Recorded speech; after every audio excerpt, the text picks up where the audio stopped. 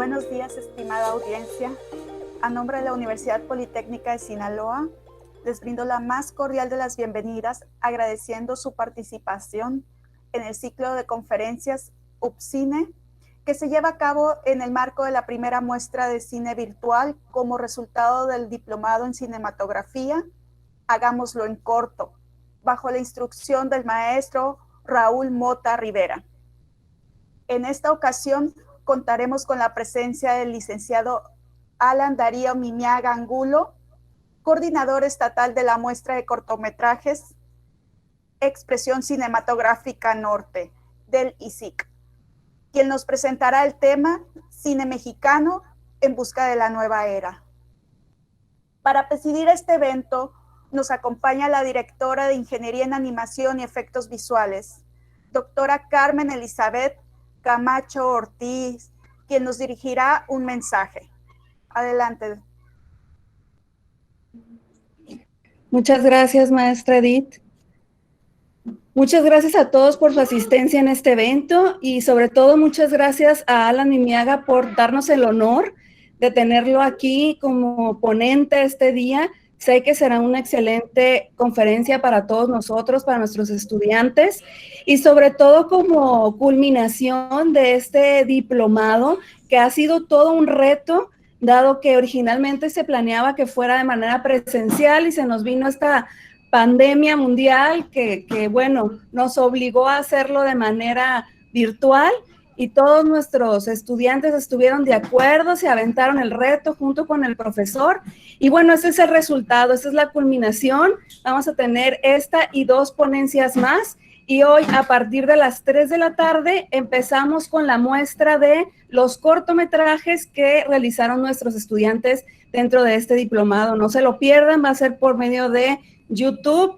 Esperemos que a todos les gusten. Yo sé que sí, porque realmente son grandes trabajos, yo ya los vi. No les doy spoilers porque no se vale. Y bueno, muchas gracias a todos. Felicidades a los jóvenes que hicieron los cortometrajes por el gran esfuerzo que hicieron. De verdad fue un reto. Algunos para encontrar locación, para encontrar actores. Bueno, fue realmente una hazaña épica para todos, pero lo lograron y lo hicieron muy bien. Pues muchas felicidades, gracias a todos por su presencia y gracias a Alan Mimiaga por estar aquí el día de hoy. Adelante. Agradecemos las palabras de la doctora Carmen Elizabeth, así como la participación de todo el personal docente, administrativo, alumnado y asistentes invitados que nos acompañan el día de hoy. A continuación, me permito leer la reseña curricular de nuestro destacado ponente. Es licenciado en Ciencias y Técnicas de la Comunicación con especialidad en Medios Audiovisuales por la Universidad del Valle de Atejamac. Cuenta con diplomados en Apreciación Cinematográfica y Guiones Audiovisuales por prestigiadas instituciones. Su primera experiencia profesional comenzó en Lucent Technologies de México en la ciudad de Guadalajara, en el Departamento de Comunicación Organizacional como productor y editor de video boletín y videos institucionales de la empresa. Laboró como creativo copy para la agencia Rallis Publicidad en la ciudad de Culiacán, Sinaloa. A partir del 2005, es responsable del proyecto de cine municipal del Instituto Municipal de Cultura Culiacán y coordinador del Cineclub Cine en tu Ciudad del Ayuntamiento de Culiacán. Actualmente es coordinador estatal de la muestra de cortometrajes Expresión Cinematográfica Norte, que se realiza año con año en el Instituto Sinaloense de Cultura. Es catedrático de diversas asignaturas en el área en distintas instituciones como la Universidad Autónoma de Occidente, Universidad Autónoma de Durango, Universidad Autónoma de Sinaloa y la Universidad de México Internacional. Bueno, las conferencias son mejores en presencial realmente, pero bueno, todavía no podemos vernos físicamente, pero sigo pensando que las clases presenciales, las conferencias presenciales, todo lo presencial es mejor. Y aunque la gente me diga que no, pero sigue superando todavía lo presencial, ¿no? Es lo mejor. Bueno, pues bienvenidos. Muchas gracias por invitarme a la Universidad UPCine. Es un placer para mí, la verdad, estar con ustedes. Y ahorita me pusieron en contexto de su universidad y la verdad que me siento como que feliz porque Es muy interesante la mezcla de la ciencia con el arte, que pocas veces se da realmente. Mezclar ciencia, tecnología con arte es muy complicado, porque siempre se recarga más hacia lo científico, técnico, y se deja mucho la parte, se puede decir, humana, artística, ¿no? Pero creo que se hacen muy buenas combinaciones aquí. Bueno, mi tema, justamente, precisamente hoy, mañana se celebra el Día de la Independencia de México, y qué mejor para celebrar cine mexicano. Y le puse el título Cine Mexicano en búsqueda de la nueva era. ¿Por qué? Porque siempre que voy al cine a ver una película en cartelera mexicana, siempre estoy en esa búsqueda. Yo como espectador, siempre estoy en constante búsqueda para ver nuevos contenidos o nuevas historias. Pero bueno, siempre estoy en esa búsqueda. Yo hablo por mí porque soy un espectador que siempre veo todo tipo de películas y más me gusta el cine mexicano. Bueno, vamos a iniciar entonces. El cine mexicano, antes de iniciar la primera diapositiva, tiene una historia como de amor y desamor, encuentro y desencuentro, porque últimamente tal vez los mexicanos, no sé qué tenemos, que somos así como que siempre decimos que está mal, que está feo, que no se hace nada, que sí, que bla, bla, bla. Pero bueno, les voy a decir que mi percepción en cuanto al cine mexicano, antes yo creo que pensaba así como que de forma negativa, ¿no? Para definir el cine mexicano, pero a lo largo de las clases que he dado sobre historia del cine internacional, el cine mexicano, etcétera, somos realmente, los mexicanos realmente hemos hecho unas cosas muy interesantes en cine en México. Y creo que seguimos en esa búsqueda completa. A lo largo de los años, siempre el cine cambia a la par que la historia va cambiando, las economías, todo lo social, todos los tonos, las historias van cambiando, y de ahí se generan las nuevas eras, las oleadas, las olas que definen los géneros cinematográficos y que se definieron los géneros cinematográficos en la historia del cine, ¿no? Gracias a los acontecimientos políticos, sociales y económicos, el cine va cambiando sus formas de discurso y va cambiando su forma de generar nuevos contenidos. En México no es la excepción, obviamente, y estamos en esa constante búsqueda, pero bueno. La pregunta inicial para todos ustedes que me digan, igual pueden contestarme ahorita o al final, si quieren al final, para que vayan pensando, ¿cuál fue la última película mexicana que viste, que saliste así realmente inspirado y dijiste, tenía mucho tiempo que no veía una buena película mexicana? O sea, esas veces que sales de la sala y te preguntas a ti mismo, qué buena película mexicana, tenía mucho tiempo que no veía una película producida en México, bien dirigida, bien actuada, muy buena historia. Digo, ¿en qué momento ustedes salieron así, no? Es la pregunta al final, si quieren, y al final me lo dicen para que vayan pensando, ¿ok? Así que vayan recordando cuál fue su última película. Ok, continuamos entonces. Bueno, voy a hacer, no pretendo dar una clase de cine tampoco, pero revisaremos ciertas etapas del cine mexicano para contextualizarlo al tiempo y para justificar mi inicio cuando dije que somos grandiosos los mexicanos y hemos hecho cosas magníficas en el cine. Para empezar, el cine llegó justamente menos del año desde su descubrimiento, en 1896. Justamente al mismo año llegó a México. Y bueno, esto se puede decir, obviamente empezó como el género documental.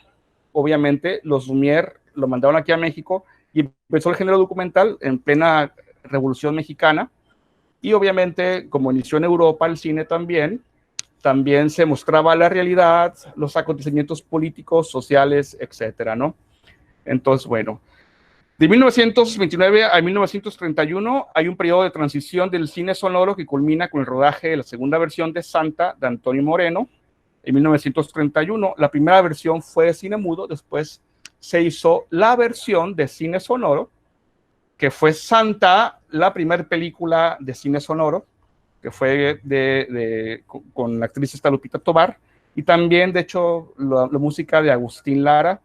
Me dicen que en el Meet no se puede escuchar la música, pero bueno, les voy a dar más o menos una imagen para que vean que fue Santa. Fue la primera película sonora en México, y justamente sigue siendo muda porque en el beat no se puede escuchar, perdón, la música, pero bueno, sigue siendo muda ahorita, ¿no? Pero bueno, imagínense que hay discurso y hay diálogo en esa película Santa. Si se fijan, todo lo que vemos en la pantalla se ve muy, muy, muy precario. Obviamente fue la primera película de cine sonoro en México. Y créanme que fue muy complicado, tanto en México como en el mundo, para que los actores realmente se acostumbraran al cine sonoro, ¿no? Fue una transición muy difícil. Los actores estaban acostumbrados a los ademanes y a las gesticulaciones para que pudieran tener más credibilidad en la pantalla. Y obviamente en México no fue la excepción también. Al momento de pasar de cine mudo a cine sonoro, fue ese choque, ¿no? De hecho, muchos actores se quedaron sin trabajo porque no podían actuar, no podían hablar. El caso de Santa fue también similar. Pero bueno. Ok, continuamos entonces. Bueno, el periodo silente vimos cosas muy interesantes. De hecho, se hizo una serie de cine mudo que se llamó El Automóvil Gris. No sé si ustedes a lo mejor en sus clases de cine vieron estas imágenes de esta película. Fue las películas más importantes de este periodo silente, de 1896 a 1931, filmado por Enrique Rosas. De hecho, Enrique Rosas fue de los primeros cinematógrafos mexicanos que trajeron el equipo traído desde Francia por los Lumière. Fueron los primeros que exploraron el cine, hicieron sus documentales y también exploraron la ficción muda con esta película que es muy importante en la historia del cine, que se llama El Automóvil Gris, del año 1919. Aquí estamos todavía en la periodo silente, y básicamente ya estaban empezando, fíjense, a formar los géneros, aún en el cine mudo, también se estaban definiendo qué tipo de géneros se iban a ver en un futuro en México. Aquí obviamente, bueno, es un género muy tradicional en el cine, y el cine de Hollywood también dio mucho inicio, que cuenta las aventuras de una famosa banda de ladrones de joyas que se hizo célebre de Ciudad de México hacia 1955, ¿no? Esta es la premisa de esta película, que es muy importante. Está en YouTube completa, la pueden checar. Es muy interesante. Es la serie de 12 episodios más importante del periodo silente en México. El Automóvil Gris, no se lo pierdan, ¿eh? Ok. Aquí, a partir, como decía hace ratito, en el periodo silente se empiezan a definir los géneros que se iban a ver en México, y obviamente tenían cierta influencia con el cine estadounidense, el cine de Hollywood, que son El Tren Fantasma, 1916, el Puño de Hierro, 1917, ambas dirigidas por Gabriel García Moreno. La primera de cine de acción y aventuras, y la segunda película que aborda el tema de las adicciones y el narcotráfico. Así empezaron. De hecho, El Tren Fantasma, hay relatos, cómo se sonorizaba con la música en vivo. En un teatro, con el periodo silente, obviamente había música en vivo, había un pianito, una guitarrita, un violincito, y así se transmitía la música, ¿no? Ok. Bueno. Listo. Miramos entonces el nuevo cine sonoro. Obviamente, Fernando de Fuentes fue el que inauguró las primeras películas que se venían, lo que vendría siendo la época de oro. Fernando de Fuentes, yo creo que se le debe a él el nacimiento del nuevo cine sonoro mexicano y la vía de acceso para llegar a la gran época de oro del cine mexicano, ¿no? Se le debe a Fernando de Fuentes, ¿no? Ok, continuamos entonces. De hecho, yo diría que sería de hacer una biografía de Fernando de Fuentes, ¿no? Y también Ismael Rodríguez. Faltan hacer esos biopics a esos personajes que dieron muchísimo en el cine. Bueno, entonces, continuamos con la época de oro. La llamada época de oro inició básicamente por cuestiones políticas, bélicas, que tienen que ver con la guerra, y fue la entrada de acceso para que México entrara en acción. La llamada época de oro del cine mexicano corresponde de manera general a los momentos de auge y afirmación de la industria y cubre los periodos presidenciales de Manuel Ávila Camacho y Miguel Alemán Valdés. El 28 de mayo del 42, México se declara formalmente en estado de guerra con las potencias del eje Berlín-Roma-Tokio y participa brevemente en el Frente del Pacífico con el Escuadrón 201, no sé si lo recuerdan ustedes, pues fue el que fue a la guerra. Ok, continuamos entonces. También fundamentalmente que muchos migrantes apoyan la agricultura estadounidense y empieza la migración de mexicanos a Estados Unidos. Contextualizando la historia. Bueno, en la época de oro, ya con lo que vimos ahorita en la cuestión de la cuestión bélica, de la guerra, etcétera, con la apertura de los mercados del habla española al cine mexicano, y continúa con la creación de un sistema de financiamiento alrededor del cual se estructuran mecanismos de producción, distribución y exhibición que permiten que las ganancias se reinviertan en la industria. Los mercados del habla del cine español, como por ejemplo de Argentina y de España, se empiezan a abrir, pero México tuvo algo muy importante que ver aquí. Creo que el creador de contenidos más fuerte en la industria hispanoamérica en aquel tiempo fue México, donde se dio a conocer al mundo. Y aquí se arraiga un sistema de estrellas que alcanzan popularidad internacional, principalmente en el mundo de habla hispana, y cuando como resultado de la posguerra se difunde y alcanza cierto prestigio en Europa. De ahí se conoce muchísimo en la cinematografía a Emilio Indio Fernández y a Gabriel Figueroa, que realmente tuvo mucho que ver en la industria porque retrató México al final, ¿no? Fue el gran fotógrafo de México. Gracias a Gabriel Figueroa se dio a conocer México en el mundo. Aquellos paisajes que refleja México, de la campiña mexicana, los desiertos, los matorrales, los pueblos, etcétera, se debe a Gabriel Figueroa, y México siguió siendo más atractivo ante el mundo y más se retrató en el cine mexicano, ¿no? Gabriel Figueroa, el gran fotógrafo mexicano. Ok, continuamos entonces con la época de oro.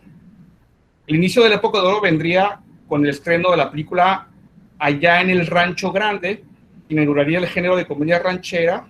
Es un género cultivado en México muy importante.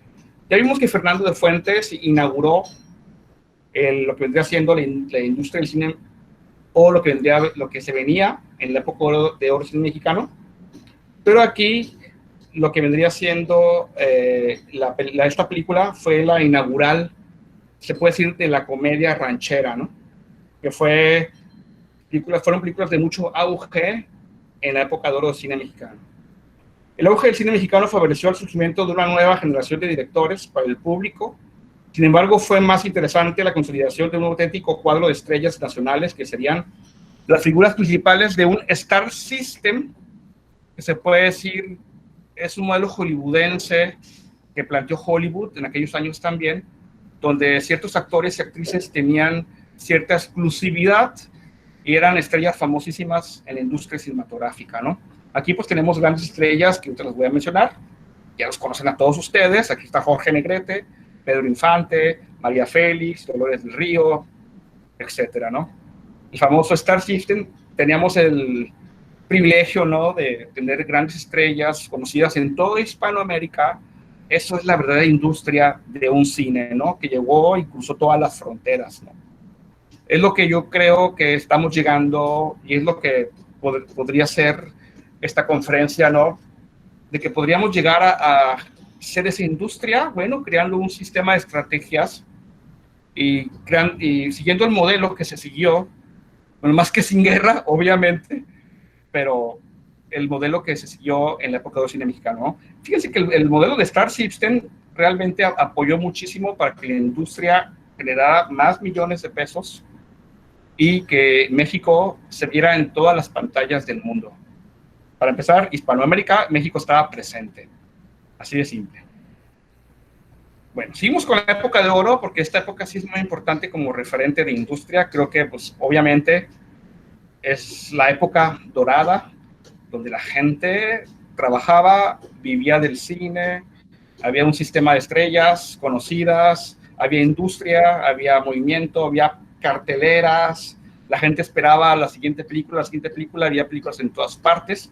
En estos años el cine mexicano abordó más temas y géneros que en ninguna otra época. Hicieron adaptaciones de obras literarias de famosos autores, la comedia ranchera, que obviamente siguió prevaleciendo todavía, las películas policíacas, los musicales, los melodramas. Los melodramas obviamente fueron también de mucho auge, al igual que la comedia y todos estos géneros, ¿no? Estos géneros predominaban muchísimo en la época de oro cine mexicano.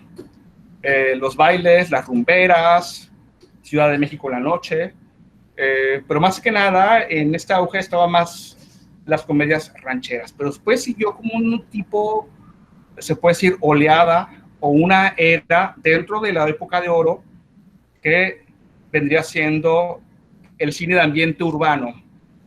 Ya el vicio de las rancherías, de las comedias rancheras, ya eran demasiados, hasta que los directores pensaron en la misma época de oro, en la industria, generar un cine de ambiente urbano. Es claro el predominio de las películas de tema urbano a partir del año 1947, hasta alcanzar 50 títulos en 1950, fíjense, 50 títulos con películas de ambiente urbano, perdón. Del rancho, de los pueblos, emigra el cine a la ciudad y nos cuenta historias de ciudad que nos dan mucho material que contar, obviamente, y un México que estaba en desarrollo, una Ciudad de México que estaba creciendo bastante, se venía un monstruo y tenía común, cuando los monstruos y ciudades grandes crecen, obviamente hay muchas problemáticas sociales, hay muchos cambios, etcétera, ¿no? Aquí los grandes maestros de la crónica urbana, la capital son Ismael Rodríguez, que también, igual que Fernando de Fuentes, le debe muchísimo en la industria. El eficaz Rodríguez logra trepidantes historias de gusto popular, llenas de personajes representativos, de incidencias y situaciones extremas y truculentas que exaltan sin rigor sociológico las virtudes de la pobreza, los barrios, solidaridad, sencillez y honestidad frente a los graves pecados de la riqueza, egoísmo, ambición, hipocresía y prepotencia.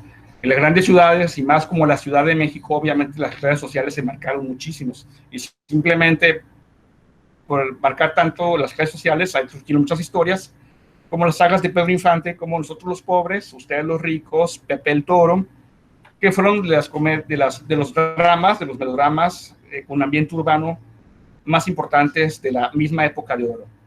¿Ok? Aquí entonces, bueno, para situarnos en el contexto del análisis de las décadas y las eras dentro de la época de oro, bueno, tuvimos las comedias rancheras que predominaban y también las películas de ambiente urbano, que también fueron parte de la época de oro. ¿Sí? ¿Me siguen? ¿Vamos bien? ¿Ok? Perfecto.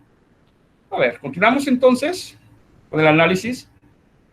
Cuando hablábamos ahorita del Star System, hace ratito, obviamente, bueno, aquí surgieron grandes estrellas. Durante estos años se consolida un importante y numeroso cuadro de estrellas, además de Jorge Negrete, Pedro Infante y María Félix, que tuvo un debut tardío en el año 1942 como la película protagonista El Peñón de las Ánimas de Miguel Zacarías con Jorge Negrete, y que finalmente encuentra el vehículo perfecto para su encubrimiento en Doña Bárbara de Fernando de Fuentes. Ahí fue como que su punta de lanza para lanzarse como gran estrella en México y en la época dorada del cine en México. María Félix, hermosísima, ¿verdad? Bueno, después de aquel Star System que vimos muchos géneros que hubo en la época de oro, que se generaron obviamente tras los acontecimientos sociales, políticos, económicos del país.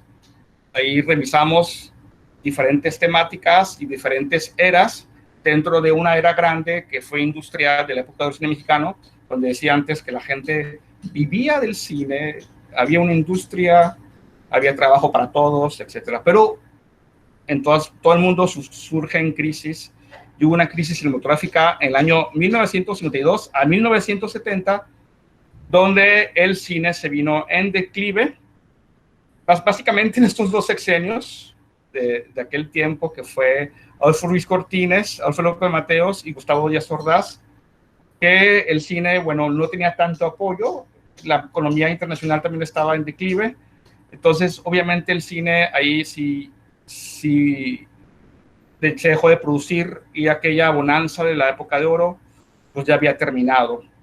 Fíjense, y había terminado con Luis Buñuel, porque precisamente ya entra en otro tipo de discurso. Las últimas películas que se realizaron, no se sabe todavía, bueno, muchos críticos dicen que, por ejemplo, la película del Ángel Exterminador, que fue de las últimas que clausuraron aquella época de oro, básicamente no tanto por el discurso de las típicas películas que se contaban en la época de oro, básicamente por las estrellas que ahí actuaban en El Ángel Exterminador. No sé si la vieron todos, El Ángel Exterminador, de Luis Buñuel, que vendría a inaugurar otro tipo de cine experimental que en los años 60 se vendría a consolidar, y vamos a la siguiente etapa, ¿no? Después de este declive de cine mexicano, ya surgió otra era. Aquí identificamos otra era, que vendría siendo, bueno, ¿por qué? Bueno, seguimos todavía en la crisis. ¿Por qué esta crisis? Bueno, tuvo mucho que ver con el nacimiento de la televisión a color, también la cuestión de la taquilla ya no era rentable, la gente ya no gastaba en taquilla, no había tal vez dinero para comprar boletos para entrar al cine, y obviamente la industria se empezó a terminar poco a poco. Fue en declive. Tuvo mucho que ver con la influencia de la televisión también en este caso, ¿no? La influencia de la televisión a color.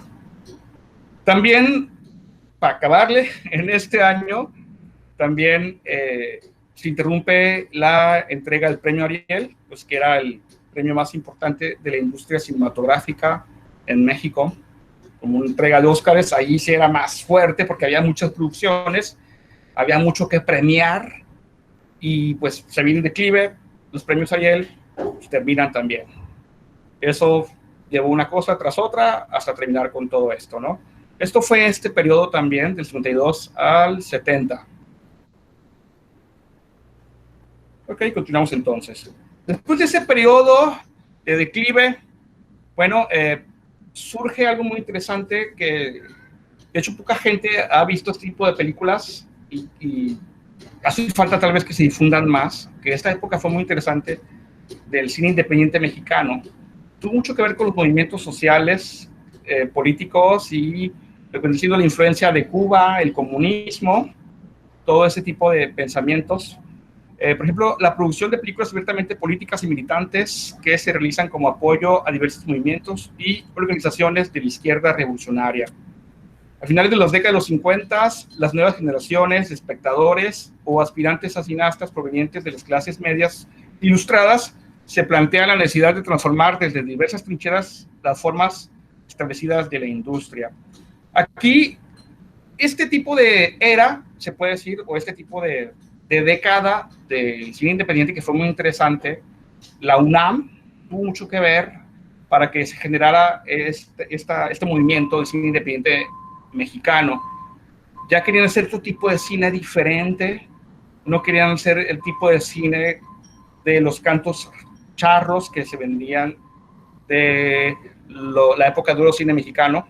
Querían hacer otro tipo de cine más distinto, con otros discursos, y querían quitar los modelos hollywoodenses, porque en aquel tiempo también prevalecía muchísimo las películas con influencia estadounidense, que tienen que ver precisamente con lo que ya hablamos ahorita, con los personajes y cantantes, actores y cantantes de la televisión mexicana. Esos personajes se trasladaban al cine y hacían películas donde se hicieron cosas muy interesantes de cine para toda la familia, de entretenimiento, donde vimos a un, se puede decir, Alberto Vázquez, a un César Costa, esas estrellas que cantaban, actuaban, bailaban, y tuvo mucho que ver también con la influencia de la música, ¿sí? Bueno, aquí para seguir todavía con el cine independiente, creo que me adelanté un poquito, pero bueno, aquí se inaugura la Filmoteca del UNAM también, de hecho que es de las filmotecas más importantes de América Latina. Tiene un material impresionante de películas clásicas de la época de oro. De hecho, vimos la foto. Tiene mucho acervo cultural, muchas películas interesantes. Y bueno, también se creó la que vendría siendo el Centro Universitario de Estudios Cinematográficos, que es el CUEC, que todavía es muy fuerte ahorita, ¿no? Y que tuvo que ver, muchos directores ahí estudiaron en esta escuela, en el CUEC, y muchos directores son los que siguen en la siguiente era, que yo te los voy a mostrar, que tuvieron otra influencia distinta y generaron otro tipo de contenidos e historias. Vamos a continuar entonces. ¿Vamos bien, chicos? ¿Sí? ¿Todo bien? Ok. Bueno, vamos ahora. Bueno, aquí volvimos. Bueno, mientras estaba el cine independiente, lo que comentaba ahorita, de aquellas producciones que generan otros discursos, que eran estudiantes de cine y estudiantes que leían mucho y que tenían mucha influencia del cine francés, precisamente, de aquella nueva ola francesa de los años 50. Querían, obviamente, no querían ver esto, no querían ver personajes de la televisión, no querían ver esos bailables, etc. Y en esta época también, justamente cuando estaba el cine independiente mexicano, estaban estas películas también, ¿no? Aquí puse, para compensar el cine pecaminoso, se producen cintas orientadas de manera específica al público infantil. Por otra parte, la juventud y el rock desconciertan al cine mexicano. El rock and roll, de manera paulatina, desplaza los ritmos musicales de origen afrontillano y mexicano, que lo vimos muchísimo en las películas de la época dorada del cine mexicano. Ese tipo de música que tiene muchas influencias cubanas, de cha-cha-cha, todo esto, se termina y empiezan muchas películas con este género de música que es el rock and roll, el twist, etc. ¿Sí? Películas de esta, se puede decir también porque fue muy importante apuntar esta era. Hicieron películas, se llama La locura del rock and roll, de Fernando de F. Méndez, y también La locura de juventud, que sale Rosita Arenas, Enrique Guzmán, que fueron estrellas de aquella época, de esta, se puede decir, era de películas que tienen que ver con la música del rock and roll y personajes de la televisión y cantantes. Okay. Continuamos entonces. También dentro de esa época, en el mismo lapso que estábamos con el cine independiente, estaba también el grueso de la producción industrial. Se refugia en un cine popular y de bajo presupuesto, muy rentable, en el que se explotan temas y géneros como el de los luchadores y el horror. Por ejemplo, aquí se hicieron muchas películas del santo que hoy en día obviamente son películas de culto a nivel internacional. Y también surgen personajes muy importantes de la televisión, volviendo al tema de la influencia de la televisión, como Viruta y Capulina. Ahí surgen estos personajes que hicieron muchas películas, de hecho que se mezclaron con muchas películas del santo y Blue Demon. Hacían mucho, se unían esos personajes junto con los luchadores. Ok, continuamos entonces.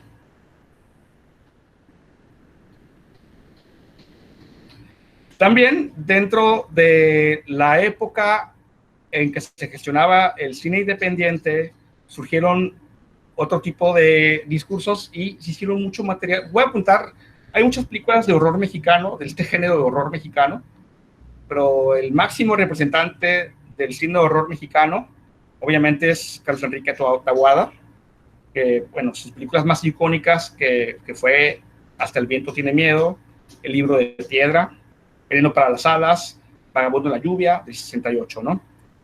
Esto vendría siendo otra era muy importante en la industria del cine mexicano. Hay muchísimas películas de horror mexicano que revisar también de la época. Es muy, muy padre. De hecho, eso es otra cátedra, es otra exposición, porque sí hay mucho material que ver de horror, ¿no? Ok, continuamos entonces. Bueno, aquí ya revisamos lo que vendría siendo en la década pasada, el cine independiente, por una parte, el cine y sus personajes de televisión, el rock and roll, el horror, el santo, Viruta, Capulina, antes, pero después de eso, gracias a un presidente que fue Luis Echeverría Álvarez, que en su sexenio del 70 al 76 aplica una serie de reformas que mantienen la política de asociación entre el Estado y la iniciativa privada. Ya para eso, en los 60s, ya había terminado, se recuerdan, en el sexenio pasado de Gustavo Díaz Ordaz, fue el movimiento del 68, las Olimpiadas, toda la opresión política que hubo en ese sexenio de Gustavo Díaz Ordaz. Había mucha censura en muchos aspectos. La UNAM eran los únicos que, a través de sus cinéfilos, de sus cineclubes, de sus lectores de cine, eran los que demandaban los cambios para un nuevo cine y la apertura a nuevas temáticas que estaban censuradas en aquella época, ¿sí? Luis Echeverría, perdón, lo que hizo fue, ok, pasó lo del 68, vamos a abrir apertura para el cine para que se cuenten nuevas historias diferentes, para que los jóvenes se expresen sin ningún tipo de censura, etcétera. Entonces, lo que hizo Luis Echeverría, por eso se le llaman el presidente más cinéfilo que ha tenido el país, porque hizo muchos cambios muy interesantes y reestructuró mucho la industria fílmica en México en este periodo de los 70s y más en su sexenio. Después de su sexenio quedaron políticas cinematográficas que él había dejado y que posteriormente, después de los 80, después del 76, siguieron todavía trabajando, ¿no? Por ejemplo, el 21 de enero de 1971 se da a conocer un plan de reestructuración de la industria cinematográfica que da origen al nuevo cine mexicano. Se le llamó Nuevo Cine Mexicano en los 70s, ¿no? Porque ya era otro tipo de cine muy distinto. Ya no era el cine independiente, ya no era el cine influenciado por la televisión, sino que era otro tipo de cine de los directores que estaban estudiando en el CUEC y precisamente también la nueva generación de directores jóvenes que iniciaron su carrera en el CCC, que también fue uno de los proyectos que este presidente Luis Echeverría amplió en su proyecto de reestructuración cinematográfica, ¿no? Se reorganizaron en el sexenio de Luis Echeverría los estudios Churubusco Azteca y sus instalaciones. Ya ven que en los 50, en la crisis de los 50, bueno, fue el único estudio que quedó, pero lo dejaron olvidado. También en el 74, otros proyectos de Luis Echeverría fue la edificación de la Cineteca Nacional y también la máxima escuela del cine, a la par que la del CUEC, de la UNAM. También se establece el Centro de Capacitación Cinematográfica, el llamado CCC, que aún sigue vigente, y ha sido la gran escuela del cine que ha manejado una muy grande generación de cineastas que hoy en día, bueno, hacen grandes trabajos en el cine nacional, ¿no? También, fíjense que en aquel tiempo el gobierno tenía 3 casas productoras que apoyaban todas las producciones de cine mexicano que se hacían, eran apoyadas por estas casas productoras que no eran privadas, eran casas productoras del Estado, que vendría siendo Conacine, Conacite 1 y Conacite 2, ¿no? Toda esa reestructuración hizo en la apertura este presidente, el más cinéfilo de la historia de México. Bueno, el nuevo cine mexicano y la apertura que hablamos ahorita, que la hace Luis Echeverría, dio libertad a todos los cineastas mexicanos y quería que ellos expusieran todas las cuestiones sociales, acontecimientos políticos de la época. Aquí surgieron grandes directores como Felipe Casals, Jaime Humberto Hermosillo y Arturo Ripstein, ¿no? Las temáticas que surgieron en esta era, que fue muy importante, que se le llamó el nuevo cine mexicano en los 70s, fue una época muy importante. Creo que es importante revisar esta época precisamente hoy en día, porque sí es un modelo para generar nuevos contenidos y nuevas historias que contar. Gracias a la apertura que dio este presidente a los nuevos directores mexicanos, se empezaron a contar historias que antes estaban censuradas en la industria de cine en México, como temas como el machismo, la homofobia, la homosexualidad, el sexo, la libertad, etcétera. Fueron temas que estaban censurados, pero gracias a esta apertura se contaron grandes historias y esos directores mostraron todo, ¿no? Todo eso, esa apertura que fue muy, muy interesante y que generaron grandes historias. También hubo muchas adaptaciones de grandes libros de la literatura adaptadas a cine y se hicieron para contar grandes historias, ¿no? Entonces, continuamos. Esta época sí es importante revisar porque es un modelo que nos puede ayudar hoy en día para generar otra industria o generar un nuevo contenido de películas. Bueno, a la par en que estábamos con la era de la apertura del nuevo cine mexicano en los 70, obviamente no nomás eran películas de apertura y de corte intelectual. También estaba la otra parte de producciones que se llamó el C-Cine, que hoy en día ya son muchas películas, ya son de culto, de hecho, ¿no?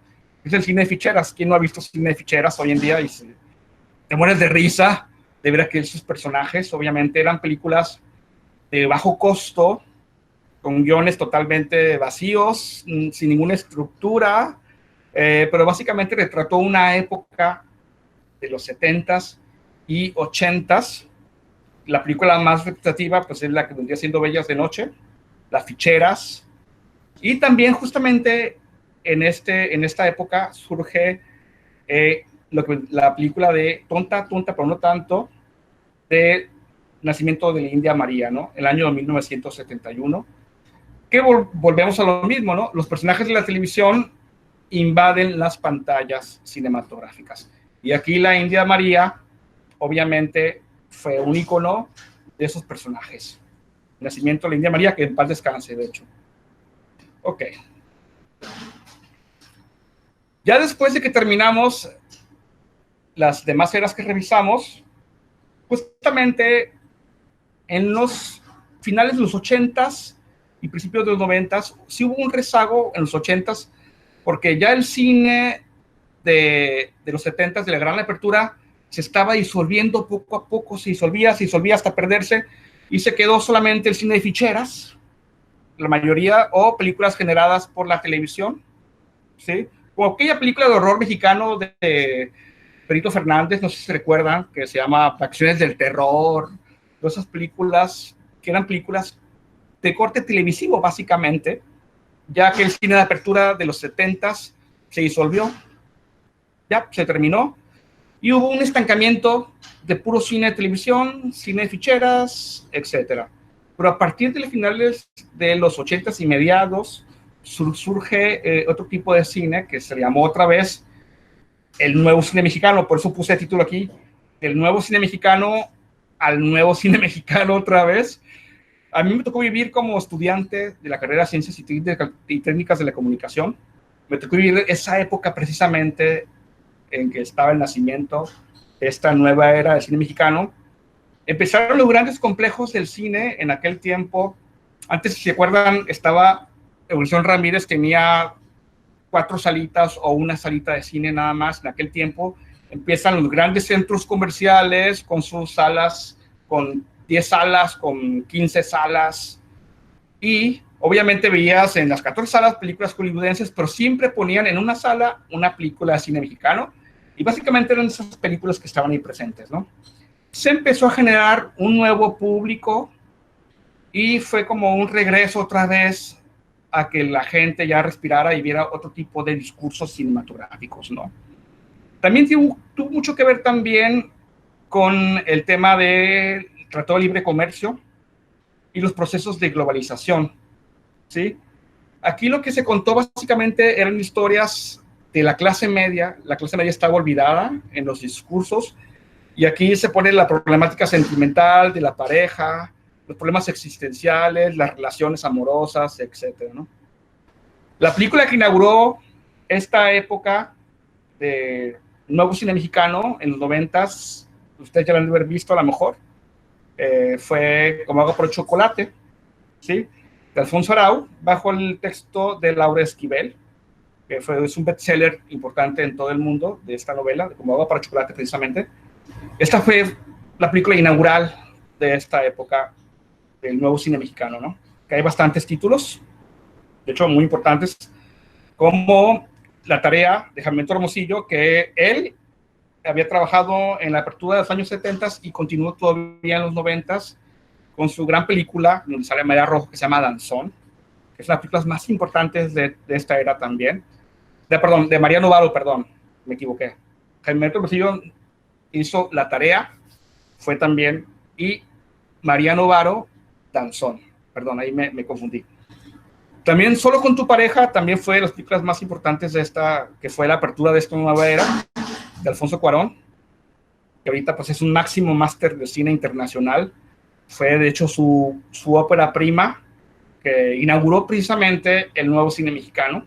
Solo con tu pareja, si no lo han visto, yo sé que ustedes son una generación que no nació todavía en esta época, pero hay que revisar las primeras películas de estos grandes directores que hoy en día son importantísimos en la industria de cine en México, internacional, de hecho, también. También estuvo Miroslava, Cronos también, de hecho, al igual que Cuarón, inauguró esta década, esta nueva era, la película Cronos. De hecho, hay una película ya remasterizada de este director. Y bueno, básicamente, las nuevas películas mexicanas de esta época hicieron que el cine volviera a formar parte activa de la cultura de México. En general, el cine mexicano experimentó un feliz reencuentro con su público. Sí, yo creo que es interesante decirlo así, un reencuentro porque estaba olvidado. Y ya eran películas que tú podías ver, sentarte tranquilamente y ver grandes historias, ¿no? Creo que también este modelo del nuevo cine mexicano de los 90s, creo que es muy importante observar para generar ahorita este modelo, generarlo también a este tiempo, ¿no? Yo sé que es difícil, pero bueno, se puede trabajar muchísimo viendo estos modelos que les estoy mostrando, ¿no? Aquí puse la diapositiva, si ven aparte de abajo, con el sello de cine de calidad. Cuando tú veías una portada o un póster en aquellos 90s, veías los VHS, las cajas, o veías los pósters en el cine, siempre tenía calidad, decía cine de calidad, ¿no? Porque era como algo, decir, vela, paga por ver esta película, es mexicana y es de calidad, o sea, te va a gustar, ¿no? Siempre todas las películas tenían ese sello cine de calidad. Era algo muy interesante cuando ibas al cine y veas el póster, ¿no? Ok, entonces continuamos. Entonces, ya después de aquel cine, la nueva era, sí también hubo como un así estancamiento de las nuevas temáticas y nuevos discursos del cine mexicano. Hubo ahí como unos periodos de años que ahí que se aplanó, pero volvió otra vez a surgir. Aquí tenemos los grandes proyectos que hicieron a partir del 95 hasta el 2005, como la gran película, bueno, que inauguró, de hecho, los soundtracks en cine de México, que fue Sexo, Pudor y Lágrimas, del 99. De hecho, esta película es muy importante también en la industria del cine mexicano. Está todavía, entró las películas de la nueva era del cine mexicano, pero también era de las que inauguraban esta nueva era del cine mexicano también. Esta película, también como decía hace ratito, inauguró muchísimo los soundtracks. De hecho, la mayoría de estas películas que estamos viendo aquí inauguraron mucho el rollito de los soundtracks que no se había explorado en México, ¿no? De combinar canciones populares de artistas conocidos del rock pop en México y ponerlas en el soundtrack de la película, ¿no? Que obviamente Hollywood ya lo había hecho desde antes y aquí se experimenta en México y funcionó bastante, ¿no? Con la canción esta que ya conocen. Bueno, ustedes tal vez no la conocían porque son más chavos que yo, que es de Alex Intec, que se llama precisamente Sexo, Poder y Lágrimas. ¿Qué más da? Pero bueno. También aquí La Última Noche, La Segunda Noche, La Primera Noche, El Segundo Aire, todas estas películas que de corte juvenil eran comedias de gente de clase media, pero las más importantes aquí, que tenían una historia profunda, interesante, y películas de festival, porque aquí se inicia un periodo del cine mexicano de la época de los grandes, donde estos grandes directores empiezan a ser premiados en todo el mundo, precisamente en esta época, justamente que inauguró esta época de los premios de directores mexicanos, fueron estos dos grandes, que Alfonso Cuarón, con Y tu mamá también, y Amores Perros, de Alejandro González Iñárritu, ¿no? Ellos inauguraron otra época donde México se estaba viendo ya en premiaciones internacionales, ¿no? Que es algo muy, muy interesante y todavía lo siguen haciendo precisamente, ¿no? Ok.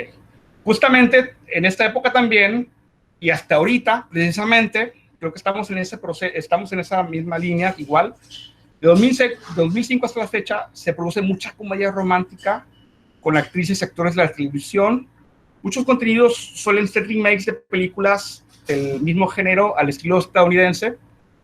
Aquí, bueno, es importante, no quiero ser amargado, ni por mí que la gente haga muchas películas y que venda películas, pero obviamente aquí hay que repensar muchísimo qué historia estás contando. Pero bueno, el chiste es que se hagan películas y el chiste es generar una industria. lo que revisamos ahorita antes, que la gente viva del cine, que la gente mantenga su familia, que trabaje en el cine y que se genere una industria y que se desarrolle otra vez esos modelos de la época de oro, el Star System, por ejemplo. Pero bueno, aquí la comedia romántica ha sido el género, creo que, más utilizado en los últimos años de cine mexicano. Es el género más predominante hoy en día que vemos ahorita. Se está quedando muchísimo. Está generando una industria, eso sí es bueno, hay que apuntar eso. Está generando una industria porque se están produciendo muchísimas películas, pero creo que mientras se genera esa industria, creo que podríamos o se puede trabajar otra industria, pero con otros contenidos distintos y sobre todo del género de la comedia romántica, ¿no? Creo que falta explorar tal vez más géneros todavía, ¿no? Ok. También, dentro de estas décadas más cercanas a esta, se hizo mucho el cine de política y narcotráfico, que al final sí son películas que gustan muchísimo al público por los contextos en que vivimos, pero sí hay mucha crítica y aquí es bueno observar que estas películas gustan mucho a la gente, pero al final siempre dicen que son las películas que hacen apología al narcotráfico, que en lugar de apoyar para que la gente no consuma narcotráfico, bueno, aquí lo apoyan, etcétera. Pero bueno, hay que ver qué es la realidad y el contexto en que vivimos. Esas películas, por ejemplo, Heli, si la vieron también, Miss Bala, El Infierno de Luis Estrada, que fueron las películas como más representativas de esta serie de películas que se hicieron décadas antes o estos años antes, que tienen que ver con la política y el narcotráfico, ¿verdad? Que al final se refleja la realidad de un país, ¿no? Ok. Bueno, ya casi terminamos, de hecho. ¿Qué razón? Entonces me queda tiempo, pero sí va. La gran aventura del cine en México, dice, ok, todo el proceso que ha vivido el cine nacional ha sido una historia de aventuras con muchos tintes políticos, económicos y culturales. Fuimos una industria que generó empleos, exportó artistas, músicos e historias a nivel internacional. Hemos estado vigentes en todos los festivales internacionales con directores mexicanos, realizando cine mexicano y cine extranjero. Qué padre, ¿no? Y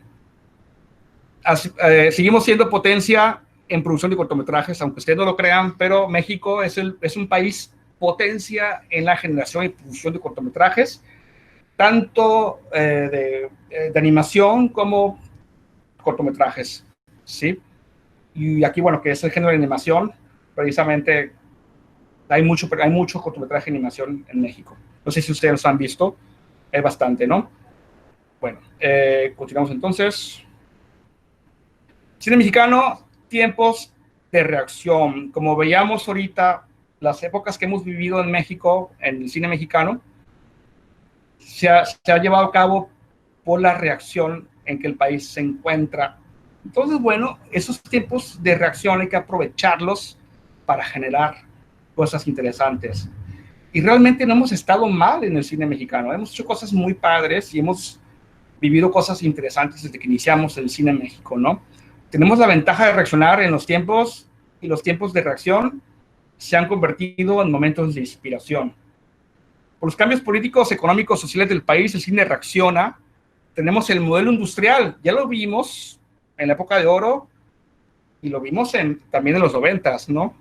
Solo es cuestión de ponerle los contenidos, es lo importante, ¿no?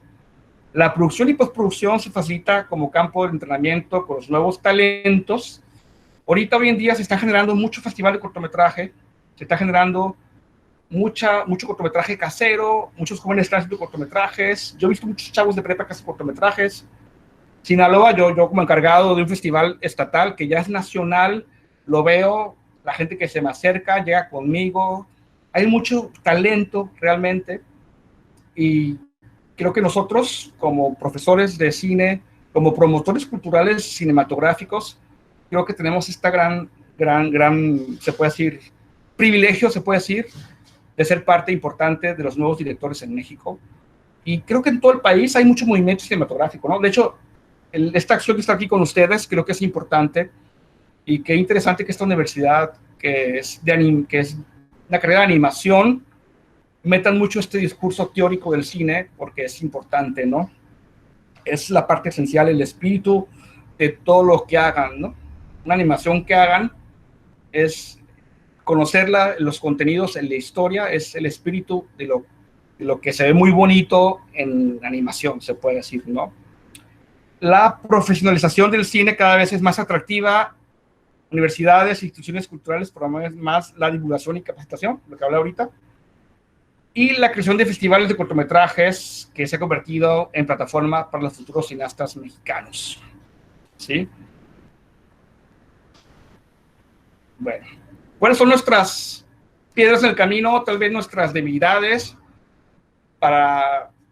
por lo que estamos haciendo o nos sentimos estancados en el cine. ¿Qué pasa? Las historias que nos cuentan, ¿sí? Creo que hace falta mucho apuntar en los discursos, en las historias que se están presentando hoy en día. Como revisamos ahorita, vimos mucha comedia romántica. Okay, falta explorar más géneros. Ok, hay mucha comedia romántica, vamos a buscar otro género que le puede gustar más al espectador mexicano, ¿no? La falta de creatividad, eso sí, en la cuestión de las premisas, o que es el guión o el pitching, falta esa búsqueda de buenos pitching, que es la historia, la premisa, para generar un discurso interesante entre los públicos, ¿no?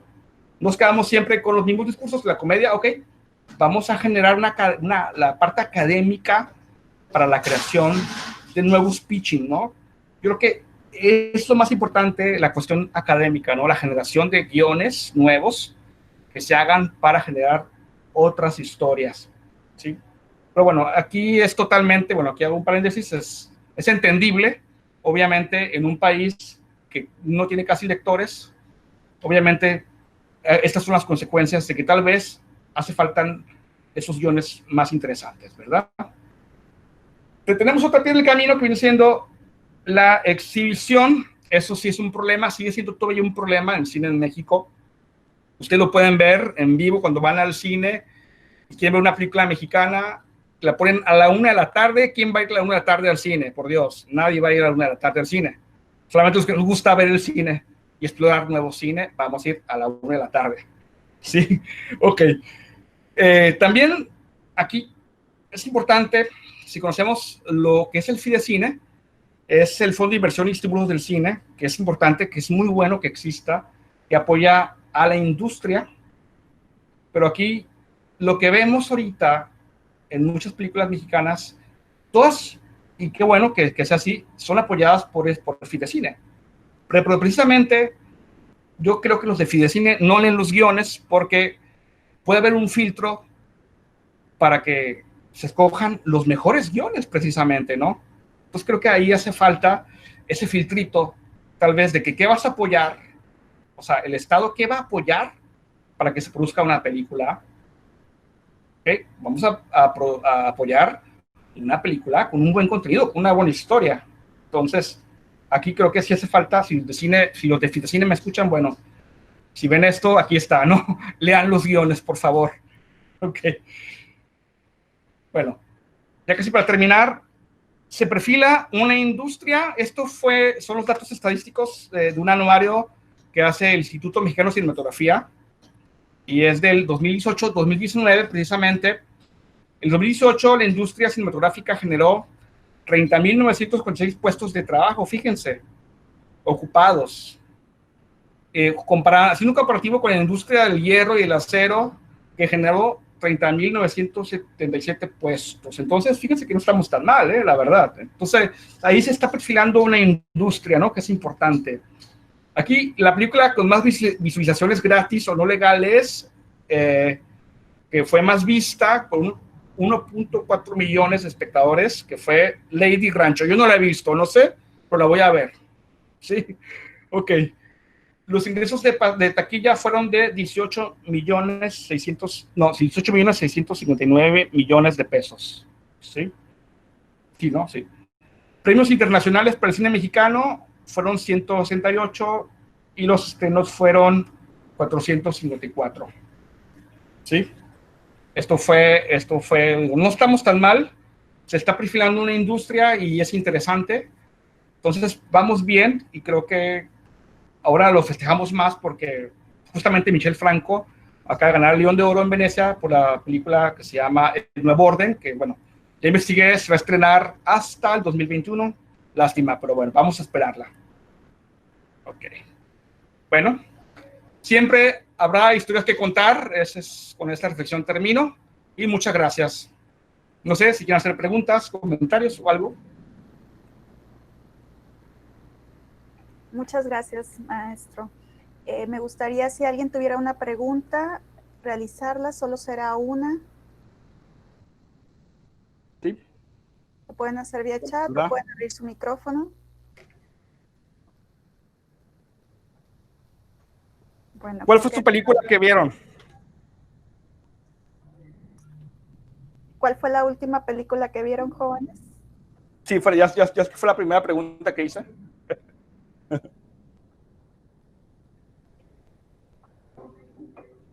Que salieron inspirados. ¿Es la película reciente o antigua? Reciente, sí, reciente, mexicana. No es que reciente, no he visto ninguna. Bueno, la última mexicana que viste. La última mexicana que vi fue Macario. Uh-huh. No, viejita, anda en blanco y negro, creo. No me acuerdo Bueno, ya es bien. muy vieja Macario, de hecho, pero Sí. no, más reciente básicamente que haya salido de la sala del cine, porque no creo que hayas visto en el cine, ¿no? O la viste en la televisión, en tu casa o en internet, ¿no? Sí, en internet. Sí, por eso. Pero reciente no he visto. Sí. Ok. Sí, la pregunta era de la sala, ¿no? Sales de la sala inspirado, ¿no? Perdón. ¿Sí? Perdón, yo la última película mexicana que vi, de hecho es muy vieja, es de los años 80, creo, se llama Veneno para Hadas, y es una película de terror. Sí, de hecho, de Tawada, ahorita la mencioné, de hecho, de Tawada, que es la parte del género de horror que en los 70 fue muy importante. Y Tawada fue el máximo exponente precisamente de este género, ¿no? Muy padre, ¿eh? Tiene Sí, de hecho, 7 películas. el final está muy impactante. Sí, la verdad que sí. Esta chica, Ana Patricia Rojo, está genial en esta película, ¿no? Estaba muy niña en aquel tiempo esta actriz, Ana Patricia Rojo, de hecho. Sí. ¿Qué otra película hayan visto? ¿Alguien de aquí vio Lady Rancho? ¿Me la recomienda? Fue la película más vista el año pasado, más vista.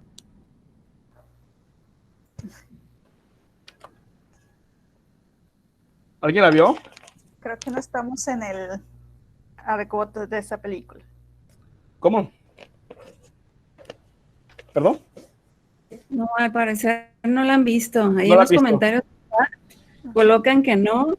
Ulises pone que vio la de Ya no estoy aquí en Netflix de Fernando Frías. Muy padre.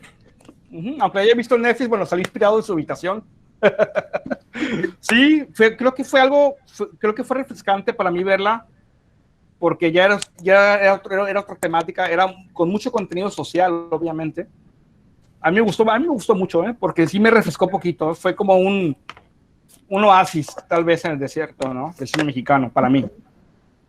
Comentan de Ana y Bruno, que es una película animada mexicana. Ana y Bruno, sí es, ajá. Bueno, ya tiene como 5 años, de hecho, ¿no? Es Ana y Bruno. Ya tiene 5 años. Pregunta Sujei sobre que si no es la de Cindy la Regia. Cindy la Regia, creo que es...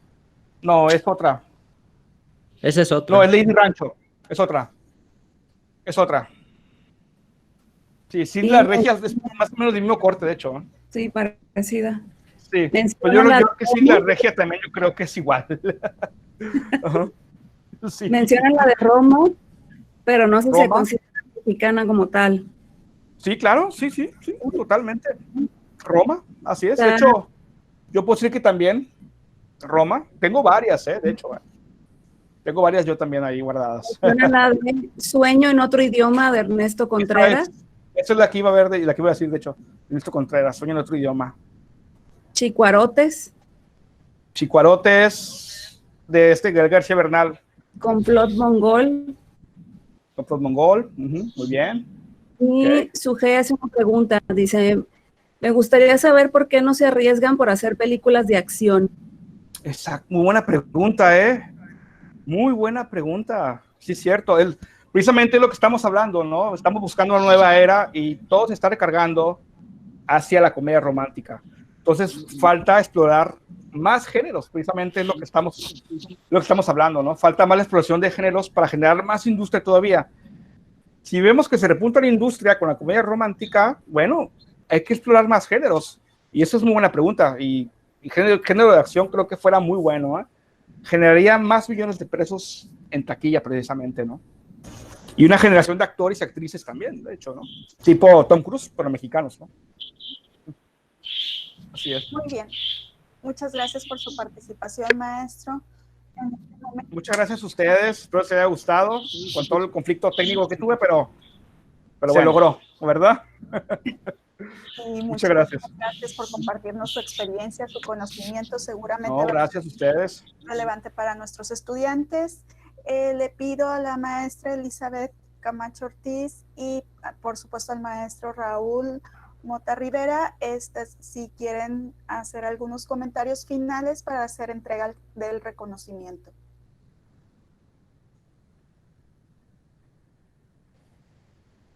Bien, pues de mi parte, de nuevo agradecerle por estar aquí con nosotros y darnos esta plática a todos, darnos pues un refresh a toda la historia del cine mexicano que es muy importante. Así es importante saber lo que hemos hecho para poder generar nuevas y mejores, exactamente. Así que, de hecho, pues, sí. No, adelante, diga. Perdón, pero es que te interrumpí, disculpa. De hecho, de hecho, identificaste el propósito de la conferencia, porque como dije al principio, no era el rollo de contar una historia de cine, no, simplemente era el propósito, vernos atrás para generar, ¿no? El futuro, es ver el pasado para generar el futuro. Precisamente diste con el clavo de la conferencia, eso es, básicamente. Sí. Bueno, pues qué bueno que le atiné al clavo. Sí, así se dice, ¿cómo se dice? Sí, es importante saber qué hemos hecho, pues para poder mejorar y crear contenido que sea pues de calidad y del gusto de todos los mexicanos y en general de todo el mundo, no nada más nos quedemos en que el cine mexicano se quede en el país, sino que salga y prospere, ¿no? Entonces, pues, de nuevo, muchas gracias por estar aquí con nosotros y le cedo la palabra al profesor Raúl si gusta dar algún mensaje. Muchas gracias. Hola, buenas tardes.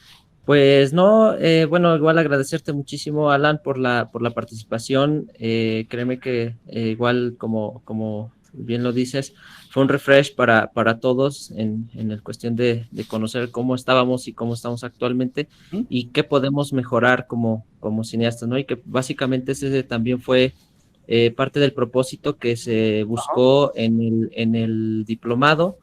Entonces, pues también muchísimas gracias. No, a ti, por Raúl, mi parte, creo que sí. no, es un honor. Y pues nada, seguir invitando a los chicos ahí para que sigan consumiendo cine mexicano. La verdad es que hay muchísimo cine mexicano oculto, ese es otro tema también, exactamente, en el que no ha tenido exhibición, no ha tenido distribución en nuestro país. Se queda precisamente en las aulas, se queda en las bibliotecas, no sale. Entonces también otro de los propósitos que buscábamos o que buscamos en el diplomado precisamente fue esta muestra, sí, para que no nada más se quede como trabajito de escuela, sino que también le busquemos una trascendencia y que pues los chicos también tengan esa oportunidad de exhibir su material, de darse a conocer en el mundo del cine.